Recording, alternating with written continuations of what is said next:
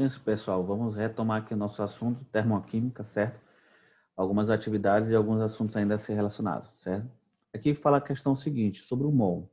O mol, nós vamos estudar mais aprofundadamente, mas para a termoquímica, a gente basta entender que uma quantidade de matéria padrão, né, é chamada de mol, certo? Então, para início de conversa, nós vamos entender o mol de uma seguinte forma. Nós vamos trabalhar com a equação química, sabendo, por exemplo, aqui eu tenho quantas substâncias? Ah, professor, eu tenho C2, eu tenho CH. Não.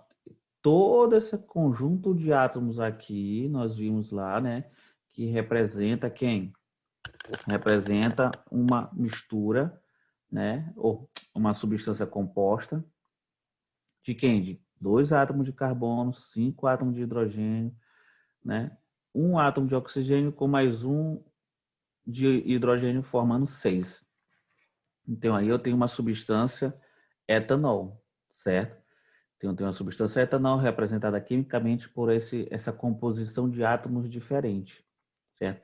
E juntas, você veja que aqui eu não tenho nenhum número, então eu digo que eu tenho um mol dessa substância. E aí eu estou verificando que essa substância ela está indo para aqui outro formato, ela está se transformando em outra substância? Verifique. Se ela se transformou em outra substância, C2H5OH, não é a mesma? Então, continua. Então, o que aconteceu com essa substância de fato? Houve um fenômeno químico ou houve um fenômeno físico? Certo? Houve um fenômeno que? Físico. Muito bem. Ela está no estado líquido e foi para o estado de vapor. Então, ela evaporou, né? Transformou do estado líquido para o estado de gasoso. E aí você observa que para que eu pegue um mol, uma quantidade de matéria básica dessa substância e transforme totalmente para o estado de vapor, são necessários 43,5 kJ, certo? Poderia transformar isso também para caloria, certo? Mas aqui a questão deu kilojoule, certo? Então ela absorveu essa quantidade de calor, digamos que você colocou lá num becker, né? Ou então num, num recipiente e aqueceu, né? Devagar numa manta térmica, certo? E aí ele foi para o estado gasoso. Então, para que necessário que um mol desse álcool vá para o estado de vapor completamente, é necessário 43,5 kJ. Lembrando que o ΔH de uma reação química, se ele for positivo, eu tenho uma reação que, turma? Endotérmica. Neste caso aqui, ela é endotérmica. Se fosse negativo, seria o quê? Exotérmica, certo? Endotérmica, ela absorve, né? Ela precisou receber essa energia para que ela fosse para o estado de vapor, estado gasoso, certo? Então, se ela fosse exotérmica, ela teria que liberar essa quantidade de energia para que ela retornasse ao estado líquido. Então, professor, eu posso dizer o seguinte, eu posso dizer que o inverso dessa reação química é o ΔH contrário, negativo. Sim, a equação termoquímica ela deve ser tratada como uma equação matemática. Então, para que ela fosse para o estado de vapor, ou seja, toda evaporasse, digamos que o recipiente é fechado, foram necessários 43,5 kJ. Então, para que ela retorne ao estado líquido, é necessário que essa substância sofra um processo de resfriamento, ou seja, a temperatura volte a diminuir. Então, o que vai acontecer nessa diminuição de temperatura? Ela vai perder calor, lógico. Ela está quente, está vapor, ela vai ter que esfriar, todo esse mol, né, voltar ao estado líquido. E ela vai ter que perder, no caso, 43,5 kJ. Exatamente um mol daqui. Beleza? Então, a equação química que indica. O que é uma equação química termoquimicamente falando? Ou seja, nos fenômenos que envolvem troca de calor.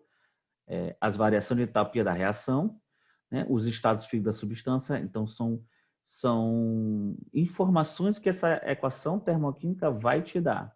Vai te dar a variação da entalpia ao final, vai te dar os estados físicos, são representados por essas letrinhas entre parênteses, e as condições de temperatura e pressão. Certo? As condições normais de temperatura e pressão está a 25 graus Celsius e 1 atm.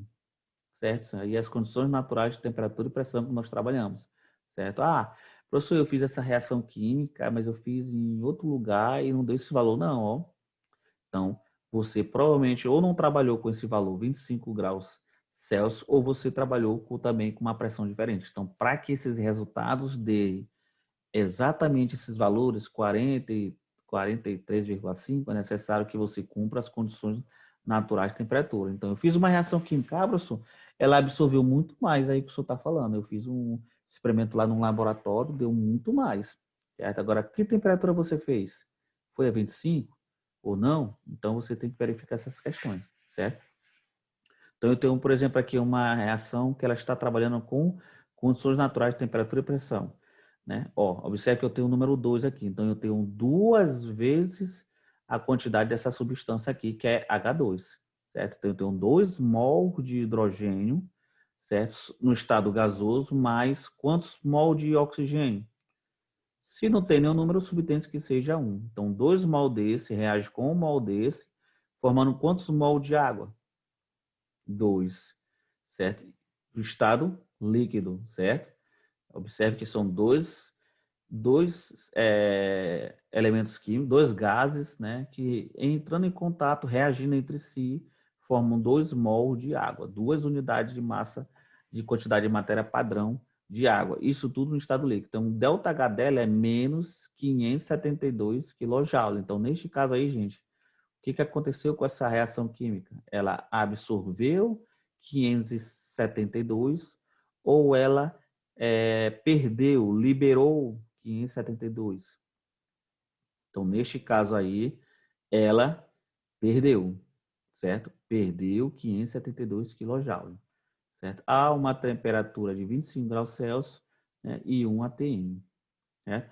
Então, é a equação química que influencia, né, na entalpia das reações, certo?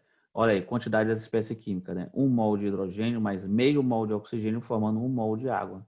Ó, e aí eu tenho um valor de ΔH, a variação de entalpia de 286, certo? Se eu dobrar esse valor, ó, 2 vezes 1, 2, né? 2 mol desse, mais 2 vezes meio dá 1, né? Agora eu vou ter o dobro de produto, ó, 2 mol de água. Então, o que aconteceu? Qual vai ser o valor da entalpia? Vai ser o dobro desse. Então, se eu multiplicar essa equação por 3, o que vai acontecer com ΔH? Será multiplicado por 3. Se eu multiplicar ele por 10, qual vai ser o valor ΔH? Será multiplicado por 10. Então, é uma equação matemática, certo? Que nós podemos trabalhar na química com uma equação matemática, certo? O estado holotrópico. O que significa estado holotrópico? Significa que eu tenho uma substância simples que ela pode derivar em outras substâncias diferentes. Por exemplo, o carbono, grafite, né? Quando eu vou queimá-lo, né, submeter ele a oxigênio e uma energia para formar gás carbônico, ele tem o ΔH de menos 393,1 kJ. Já o carbono diamante, ou seja, uma substância oriunda do carbono, certo? Qual é a composição do carbono diamante? Carbono. Só que ele sofreu outros processos químicos e se transformou em outra substância, né? E aí ele, para formar CO2, ele liberou 395. É uma diferença bem pequena, mas o estado holotrópico, ó, o que acontece? Nós temos alguns valores de entalpia diferentes, certo? Estado físico, né? O que vai influenciar o estado físico dos reagentes? Ó? Formando um produto dos reagentes, estado gasoso para o estado sólido. Olha o quanto de energia que foi liberado, menos 293. Do estado gasoso para o estado líquido, menos 286. Ou seja, liberou menos, né? Desculpe, liberou mais, certo? E no estado gasoso para o estado de vapor, observa o que aconteceu, ó, liberou outro valor, certo? Então, o estado físico também altera essa questão, certo? Há uma liberação de energia diferente de acordo com os estados físicos. Olha aí, graficamente, eu tenho menos 243 que ele liberou, certo? No estado líquido, que é um estado intermediário, foi menos 286. No estado sólido, para que esse gás fosse para o estado sólido, foi uma quantidade maior, certo? Eu estava confundindo aqui a questão de numérico, porque a gente sempre sabe que o menor é o maior, né? Mas, na verdade, isso aqui é a quantidade de energia liberada. Então, foi menos 243. Poxa, se está do estado de gasoso, e aí ele continua no estado de vapor, foi uma quantidade X, 243. Mas para o estado líquido, é um estado de ordem um pouco maior, então ele vai ter um pouco mais de energia, então ele vai liberar um pouco mais de energia. E aí, estado sólido, que é um estado altamente condensado, ele liberou uma quantidade muito maior de energia, certo? Então foi necessário muita energia para ele liberar para que ele fosse para o estado sólido, no caso a água, certo? E aí, operações que eu faço com a termoquímica, eu já falei para vocês que você multiplicando ou dividindo essa equação todinha, o ΔH também é multiplicado ou dividido pelo valor que você está utilizando. Ó. Nitrogênio, ó, 1 mol de nitrogênio mais 3 mols de hidrogênio, formando 2 mol de NH2 no estado gasoso, que é amônio. Né? Essa reação todinha por mol, por 1 mol, né, libera menos 22 quilocalorias. Agora estou trabalhando com caloria. Podemos trabalhar com quilojoule ou caloria. A questão é que vai te dizer qual é a unidade que a pessoa fez a reação. Observa aí. Podemos inverter a equação. Se eu inverter, turma, você já sabe o que vai acontecer com esse ΔH. Se é uma equação, né, pode ser tratada como equação matemática,